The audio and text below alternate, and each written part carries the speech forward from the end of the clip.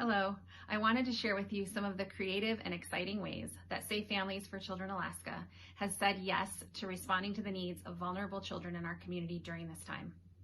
Last month in Anchorage, a baby was born on the streets in Anchorage to parents experiencing homelessness.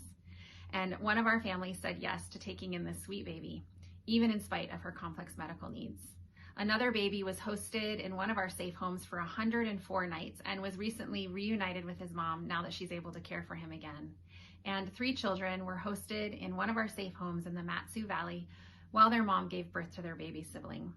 Now, while these aren't COVID-19 specific, they are really amazing examples of how our wonderful volunteers have said yes to radical hospitality during this time.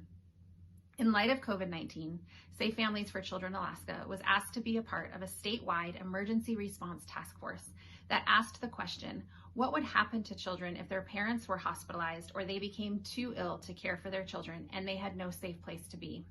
Well, this task force, comprised of people from the Office of Children's Services and Public Health and Homeland Security and other nonprofits concerned about the welfare of children, looked to Safe Families for Children Alaska with that question because that is something that we already do. We respond to families in crisis, and often it's because of a medical emergency. Well, Safe Families for Children Alaska said yes to that call by becoming the statewide response through our 24-hour helpline to children who might be in that situation. Well, we believe that this creates an opportunity for people and churches to step up in amazing ways to respond to this call. I believe personally that it's a time for courageous compassion and radical hospitality to be demonstrated to people in our community, and especially those most vulnerable. Unfortunately, this pandemic has created even more isolation for families who are already in hard places. And so we believe that now is the time to respond and to step in, and maybe even in these hard ways or simple ways. Maybe it's by becoming a host family and temporarily providing shelter to a child who needs it. Or maybe it's becoming a family friend and befriending a neighbor who is isolated or overwhelmed.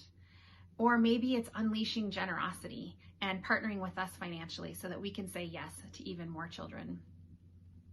We're not sure what that looks like for you, but we would like to invite you to join us in this call to say yes to vulnerable children in our community and to be courageous and compassionate and hospitable to provide hope and connection to those who most need it.